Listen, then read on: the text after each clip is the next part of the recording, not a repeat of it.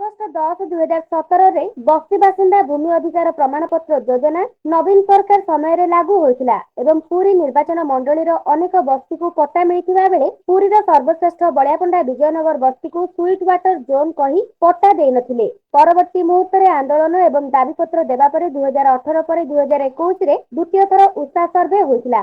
ଏହାକୁ 2018ରୁ 2024 ପୁରା 7 ବର୍ଷ ବାରମ୍ବାର ଘେରାଉ ଜିଲ୍ଲାପାଳ କାର୍ଯ୍ୟାଳୟଠାରୁ ବିଧାନସଭା ଓ ସେତେବେଳର ମୁଖ୍ୟମନ୍ତ୍ରୀ ନବୀନ ପଟ୍ଟନାୟକଙ୍କ ବାସଭବନ ପର୍ଯ୍ୟନ୍ତ ହୋଇଥିଲା ଘେରାଉ।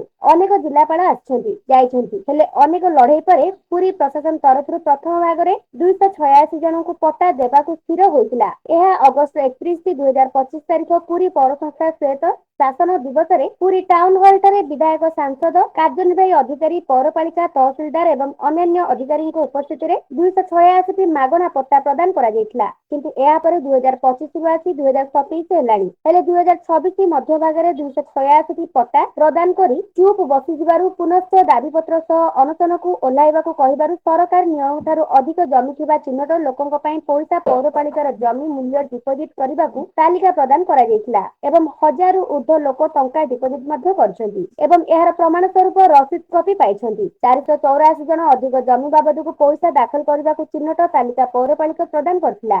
ଉଷା ସର୍ଭେ ଅନୁଯାୟୀ 1784ଟି ପରିବାର ଚିହ୍ନଟ ହୋଇଥିଲା ଏବଂ ପଟ୍ଟା ପାଇବାକୁ ଚିହ୍ନଟ ହୋଇଥିଲେ ବି ବିଜେପି ସରକାର ମାତ୍ର 286 ଜଣଙ୍କୁ ପଟ୍ଟା ପ୍ରଦାନ କରି ଆହୁରି 1500ରୁ ଉର୍ଦ୍ଧ୍ୱ ପରିବାରଙ୍କୁ ଅଣଦେଖା କରି ଚୁପ୍ ବସିଥିବା ସରକାର ବିରୋଧରେ ଜୋରଦାର ଲଢେଇ ପାଇଁ ଆମେ ପ୍ରସ୍ତୁତ ହେଉଛୁ। 7 ଦିନରେ ଯଦି ଆମ୍ଭକୁ ହକ୍ ପ୍ରଦାନ କରାଯିବନି ତେବେ ଅନିର୍ଦ୍ଦିଷ୍ଟ ଅହରାତ୍ରି ଅନଶନକୁ ଓହ୍ଲାଇବେ ସମସ୍ତେ, ବସ୍ତି ବାସିନ୍ଦା ବୋଲି କହି ପ୍ରଶାସନକୁ ସାମ୍ବାଦିକ ସମ୍ମିଳନୀ ମାଧ୍ୟମରେ ଘେରିଥିଲେ। ବଳଗଣ୍ଡି ଛକରୁ ଭକ୍ତ ସାଲବେଗ ପୀଠଠାରେ ସାମ୍ବାଦିକ ସମ୍ମିଳନୀରେ ବଳିଆପଣ୍ଡା ବସ୍ତିର ସଭାନେତ୍ରୀ ବାସନ୍ତୀ ମୋଦି, ଯୁବ ନେତୃତ୍ୱ ବସ୍ତି ଅଧିକାର ସମିତିର ମନୋଜ ମଣ୍ଡଳ, ଅନ୍ୟାନ୍ୟ ସୌଦାମିନୀ ବାରିକ, ନୃସିଂହ ମହାରଣା, ମଞ୍ଜୁ ଦେଇ, ଅନିଲ ବେଜ, ଦୀନବନ୍ଧୁ ପଟ୍ଟନାୟକ, ଗାଉଲ ଗୋପାଳ, ଜି କାର୍ତ୍ତିକଙ୍କ ଉପସ୍ଥିତିରେ ପୁରୀ ଜିଲ୍ଲା ଯୁବ କଂଗ୍ରେସ ସଭାପତି ଆଲୋକ କୁମାର ଦାସ ଏହି ଆନ୍ଦୋଳନକୁ ଜୋରଦାର କରିବା ସହ ପୁରୀ ସହରକୁ ସରକାରୀ ଦଳର ନେତା ମନ୍ତ୍ରୀଙ୍କୁ ପଟ୍ଟା ନ ମିଳିଲେ ଜୋରଦାର ବିରୋଧ ସହ ଦରକାର ପଡ଼ିଲେ ଆଇନ ଅମାନ୍ୟ ଆନ୍ଦୋଳନକୁ ଓହ୍ଲାଇବାକୁ ବାଧ୍ୟ ହେବେ ବସ୍ତି ବାସିନ୍ଦା।